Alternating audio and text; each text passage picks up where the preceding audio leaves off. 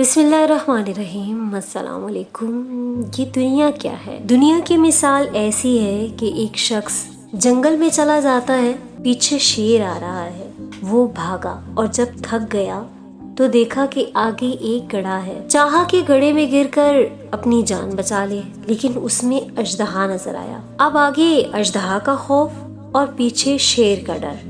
ایک درخت کی ٹہنی پر نظر پڑی اور اس ٹہنی پہ اپنا ہاتھ ڈالا، مگر ہاتھ ڈالنے کے بعد معلوم ہوا کہ اس درخت کی جڑ کو 2 سیاہ اور سفید چوہے کاٹ رہے ہیں۔ بہت خائف ہوا کہ اب تھوڑی دیر میں درخت کی جڑ کٹ جائے گی تو میں گر جاؤں گا اور شیر و اژدہا کا شکار بن جاؤں گا۔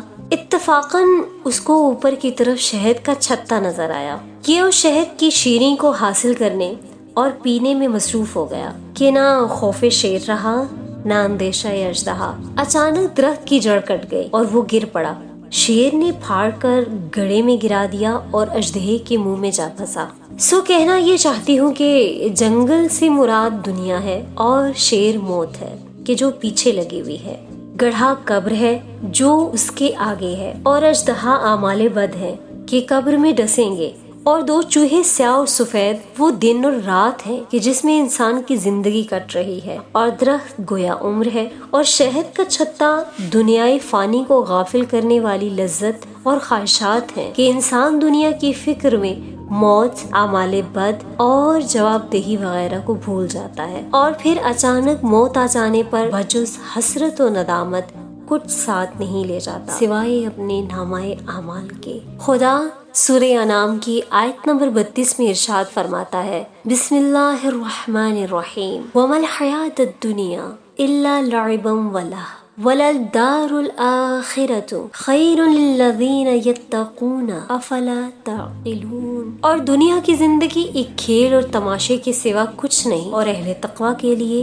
دار آخرت ہی بہترین ہے۔ کہ تم عقل سے کام نہیں لیتے؟ مولا کائنات علی ابن ابی طالب علیہ السلام نہج البلاغہ میں ارشاد فرماتے ہیں کہ یاد رکھو، اس دنیا کا سرچشمہ گند اور اس کا گھاٹ گندلا ہے۔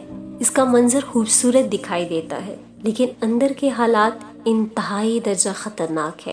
یہ ایک فنا ہو جانے والا فریب، بجھ جانے والی روشنی، ڈھل جانے والا سایہ اور ایک گر جانے والا ستون ہے۔ جب اس سے نفرت کرنے والا مانوس ہو جاتا ہے اور اسے برا سمجھنے والا مطمئن ہو جاتا ہے تو یہ اچانک اپنے پیروں کو پٹکنے لگتی ہے اور عاشق کو اپنے جال میں گرفتار کر لیتی ہے اور پھر اپنے تیروں کا نشانہ بنا لیتی ہے۔ انسان کی گردن میں موت کا پھندا ڈال دیتی ہے اور اسے کھینچ کر قبر کی تنگی اور وحشت کی منزل تک لے جاتی ہے، جہاں وہ اپنا ٹھکانہ دیکھ لیتا ہے اور اپنے اعمال کا معاوضہ حاصل کر لیتا ہے، اور یوں یہ سلسلہ نسلوں میں چلتا رہتا ہے۔ ایک حدیث قدسی بھی ہے نا کہ اے ابن آدم، ایک تیری چاہت ہے اور ایک میری چاہت ہے، پر ہوگا وہی جو میری چاہت ہے۔